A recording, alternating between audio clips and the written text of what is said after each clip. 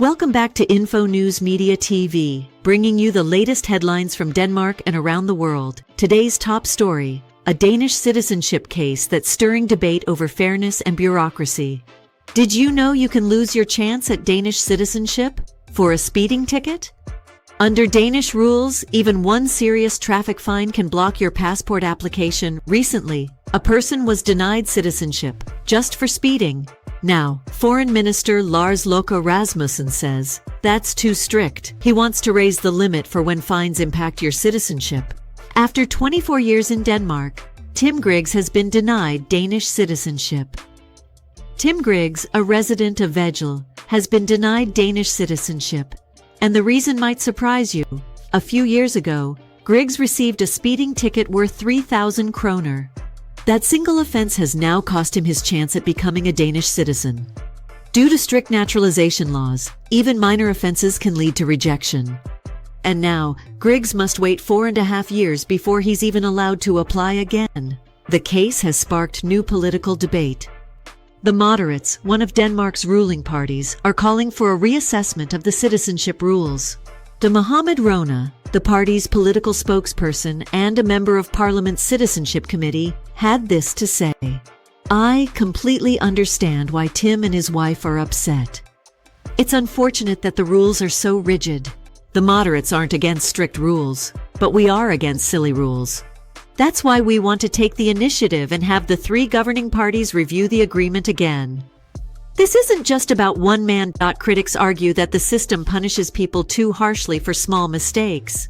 Supporters say rules are rules and should be applied equally, but cases like this one are fueling a wider conversation. Should a traffic fine really delay someone's future by nearly 5 years? What's your take? Should citizenship rules be more flexible, or are they just doing their job?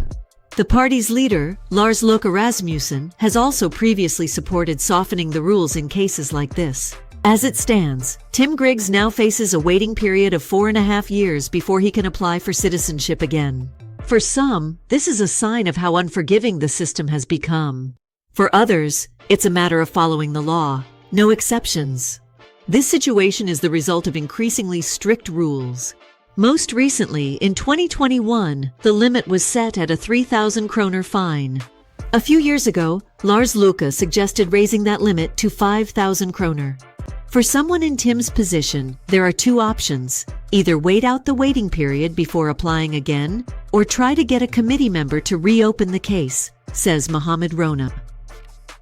This case has reignited the debate over how Denmark handles citizenship. Should small infractions carry such heavy consequences? Tim Griggs was caught driving at 67 kilometers per hour in an area outside Vejle, where the speed limit is 50 kilometers per hour. Before January 1st, 2022, the same speeding violation would have resulted in a fine of 2,500 kroner. And in that case, the speeding ticket would not have led to a rejection of citizenship. Currently, speeding fines between 3,000 and 3,600 kroner lead to automatic denial of citizenship. Although there is a possibility for an exemption, Tim's case was brought before the Danish Parliament's Citizenship Committee, which unfortunately decided not to grant an exemption. However, Anders Kronborg, a member of the committee from the Social Democrats, later told TV Sid's news program that he was willing to sit down and have a cup of coffee with Tim Griggs. Tim Griggs and his wife Lisbeth Griggs have emphasized that their call for change isn't just about securing Danish citizenship for Tim. They want a review of the rules themselves, which they see as unreasonable and too rigid.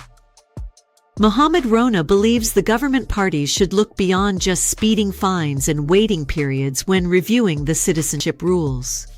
For example, when applying for Danish citizenship, it can sometimes be more advantageous to work a job at Netto for a while than to pursue an education, and these things should be treated equally.